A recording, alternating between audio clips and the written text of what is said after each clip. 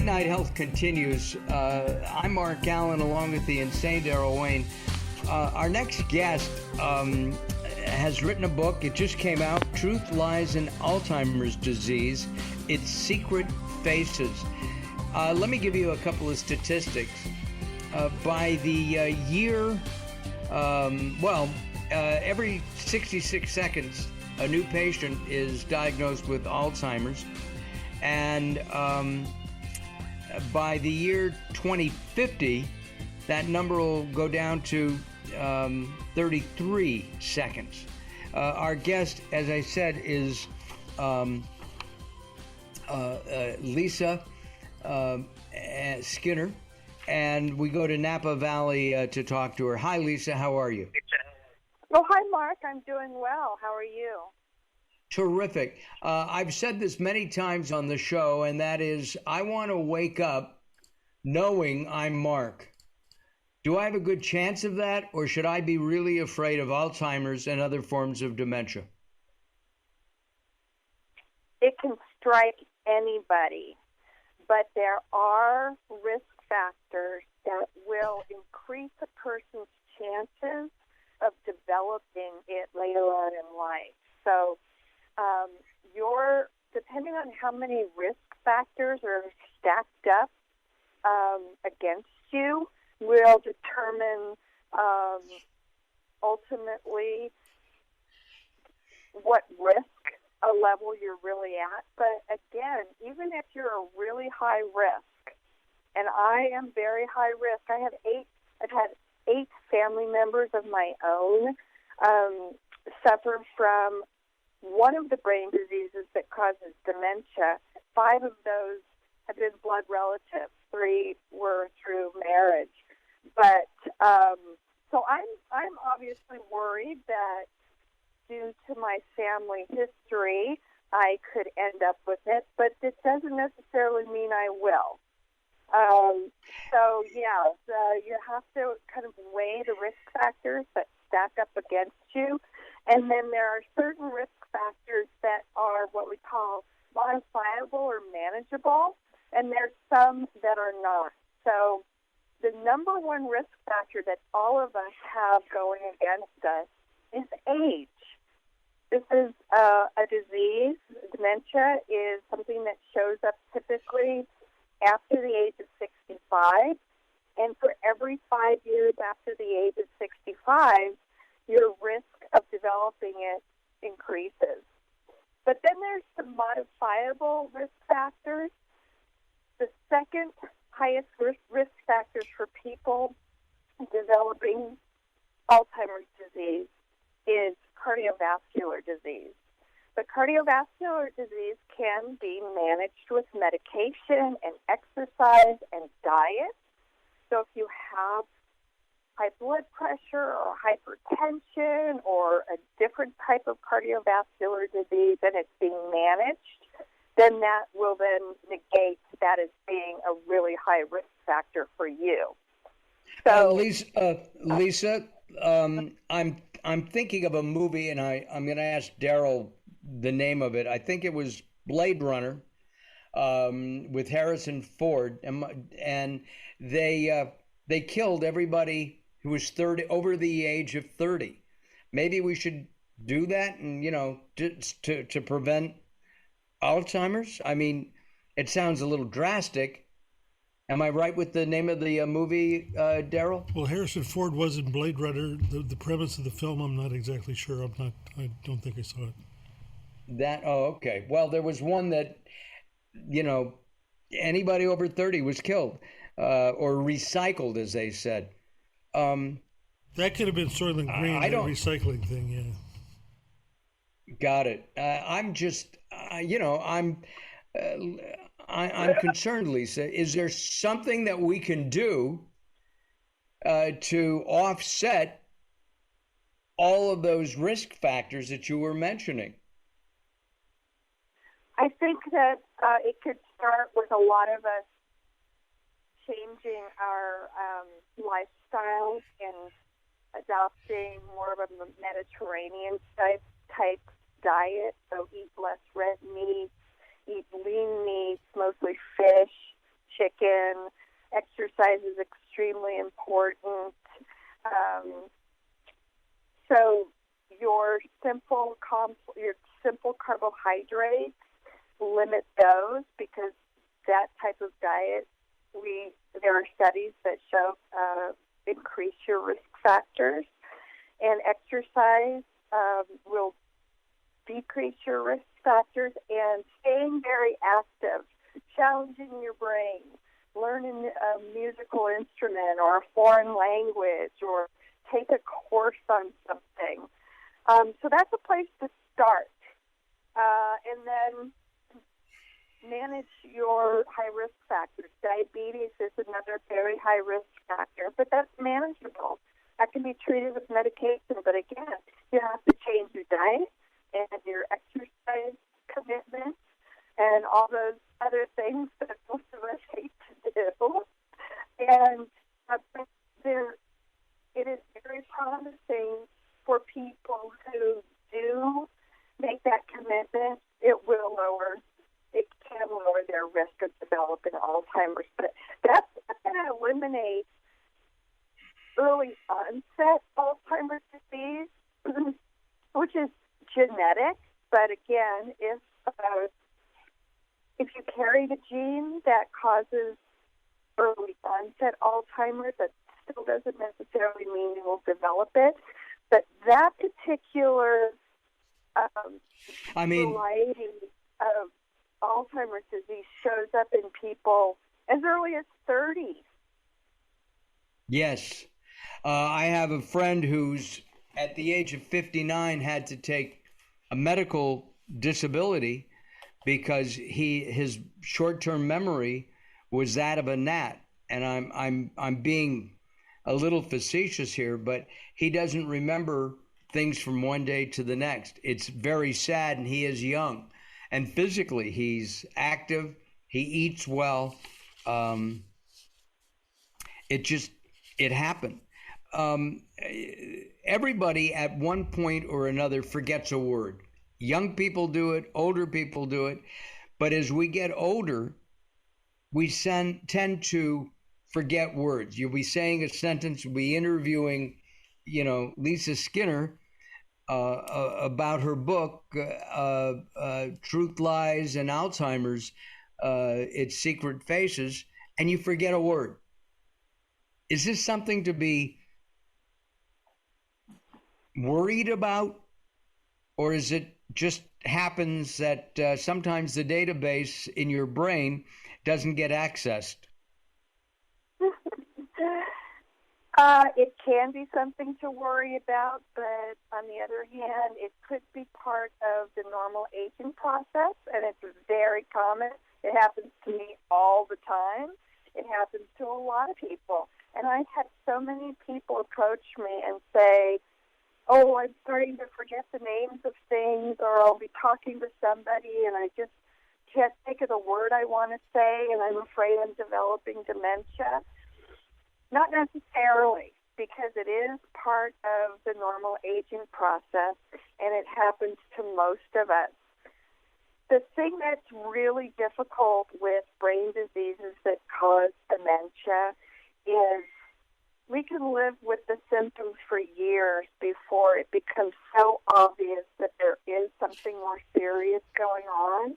And most people are not even diagnosed with the disease until they're already in their mid-stages, because the symptoms in the beginning stage of Alzheimer's or one of the other brain diseases that causes dementia are subtle. So it's very difficult to discern whether or not this is just a simple matter of the normal aging process or if there is something more serious. So Lisa, we're going to take a time out. We're going to come back in a few minutes and continue our conversation. We're talking with Lisa Skinner. She's the author of Truth, Lies, and Alzheimer's, Its Secret Faces. I want to talk about its secret faces when we come back. I'm Mark Alyn, along with the insane Daryl Wayne. Be sure to join us at latenighthealth.com. Lots going on over there. And you can also visit us at Facebook Facebook.com/Late Night Health Radio. Lisa, Daryl, and I return as Late Night Health continues.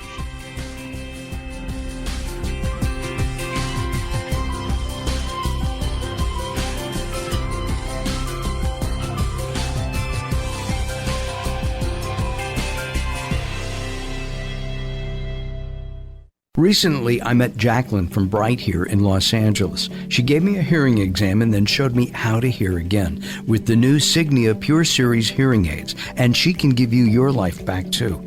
I hear birds chirping, birds cooing, and even my wife. They easily connect to my smartphone. The Signia hearing aids are amazing, and with the charge and go, I don't have to fiddle with batteries and hear all day long. Not hearing is frustrating for you and your family. I know you don't have a problem, but trust me, call Bright Here now for a free hearing exam, a $125 value, yours free, just for making an appointment now. There are offices throughout the Los Angeles area. Call Bright Here now at 323-424-7100. That's 323-424-7100 for a free hearing exam. There's no obligation. Call now, 323-424-7100, or visit them on the web at brighthere.com.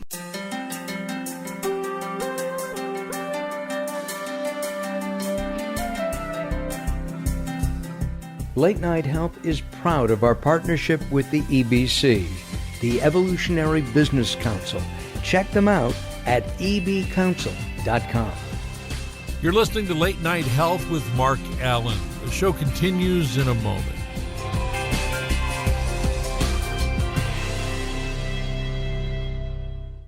If you're listening to Late Night Health right now, you're part of the growing target of baby boomers we're serving. Hi, I'm Daryl Wayne, producer of Late Night Health, inviting you to join the Late Night Health family. If you have any business targeting the growing boomer market, Late Night Health is the ideal advertising vehicle for you. From vitamins to insurance, alternative health to Western-style medicine, Late Night Health caters to the growing population of those over 40 years old. This vibrant demographic has expendable income to fight aging, purchase travel, take care of aging parents, or just have fun. Find out about the advertising opportunities with Late Night Health. Call us at 805-391-0308. That's 805-391-0308, or email us at info@latenighthealth.com. That's info@latenighthealth.com. Join Late Night Health as we empower people to take charge of their own health care. Call now at 805-391-0308. That's 805-391-0308. Welcome to Guide to the Soul. This is Robert Clancy. Grief can be such a burden on your heart. It can be crippling to the point where you can't even seem to function. I've been there, and I know that pain. But I also know you're not alone in that sorrow. We're all going through something in this life. Just as the sun has to face dark days, so do we. But the sun also has to shine again. Letting go of grief is not about letting go of your loved one. It's about making room in your heart for the love that you hold for them. If you have great grief, then you must have a very big heart too.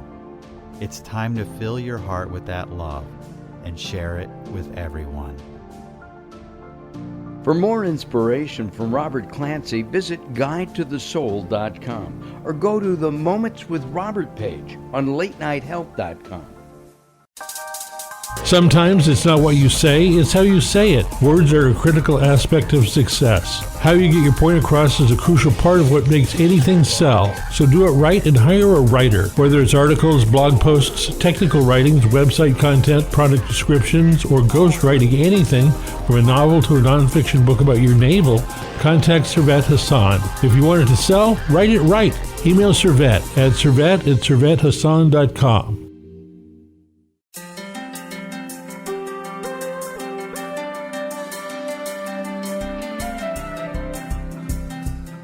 Late Night Health continues. I'm Mark Alyn, along with the insane Daryl Wayne. Our guest is Lisa Skinner, and the book is Truth, Lies, and Alzheimer's. It's Secret Faces. Lisa, what do you mean the secret faces of Alzheimer's? The brain goes to so many dramatic changes as the disease is damaging the brain cells, and as a result of the damage being done to the brain, especially the short-term memory when it's Alzheimer's disease, shows up in a variety of different behaviors. And it's all part of the disease. But the reason why I called it its secret faces is, quite frankly, when you're suffering from dementia, you go through personality changes, you go through a lot of behavioral changes, you go through different realities as the damage is being done to the short-term memory. That short-term memory literally flips on and off throughout the entire process of the disease. In the beginning stages, the short-term memory is functioning just fine sometimes, and then it just shuts off. And in the middle stages of the disease, it's functioning fine sometimes, and other times it's off. At the end of So it's like a light switch. Exactly like a light switch. And you never know when that switch is going to flip on and flip off. By the end of the disease, most people completely lose their short-term memory, but the long-term memory stays intact. So when the short-term memory is completely gone, we pull from our long-term memory. So this is where the secret faces come in, because you don't know who's going to show up at any given moment in the person who is suffering from the disease. So would this be why some people, I would walk in to see my mother, and she didn't have Alzheimer's, but she had what they termed mixed dementia. And she would sometimes think of me as her deceased brother. And sometimes people, would that be a condition or a symptomology that is common? That is exactly what happened. So in your mother's case, her short-term, when you went to visit her and she thought you were her deceased brother, her short-term memory switch had flipped off. She was reverting back to another time in her past. So the reason why she didn't recognize you as her son is because in her mind, she was not even at an age yet where she got married, let alone would have an adult son. So she knew she recognized you, but putting two and two together in her reality, you had to have been her brother versus her son because she didn't have a son yet in her mind. Does that make sense? Yes, it does. How do you respond to that? I know what I did. I want to see if I did it correctly. I would say gently, Mom, I'm Mark. I'm not Herb. And then she would say, of course, oh yeah, you're right. So what we train people to do is what we call in our industry, in a situation, join their reality. And the reason why we've discovered that trying to correct somebody or steer them back into our reality doesn't work is because that short-term memory switch has been flipped off. So no matter what you do or say to somebody to try to convince them that they're having this false belief, in their mind, they truly, honestly believe it. So your mom might have said that just to appease you, even though she still really, truly believed you were Herb. But, we appease our children that way, too. So, when our children take a stuffed animal, for example, and say, oh, Mommy, my bear bit me and it's bleeding and I need a Band-Aid. And you know that they just want a Band-Aid. Right. And we go along with it and say, oh, that's too bad. Okay, let's get you a Band-Aid. we're joining their reality, and it's just fine because we're just appeasing their playfulness at the time.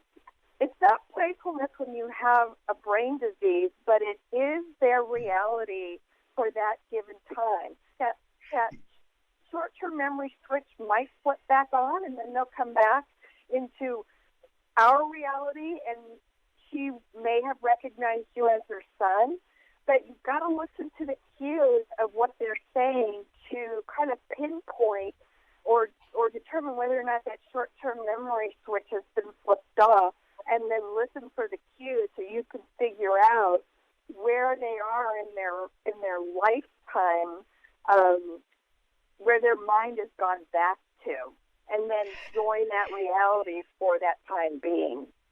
Otherwise, Lisa, yes? Lisa, we only have a couple of minutes left. You've been working with people who have brain disease and disorders for over 25 years. How do you do it? I mean, it's got to be very sad watching somebody deteriorate like that and then doing it over and over and over again. It's a gift. We need people like you. How does Lisa manage it? I just always remind myself what difficult challenge it is for families to deal with it, and it's very stressful and uncomfortable.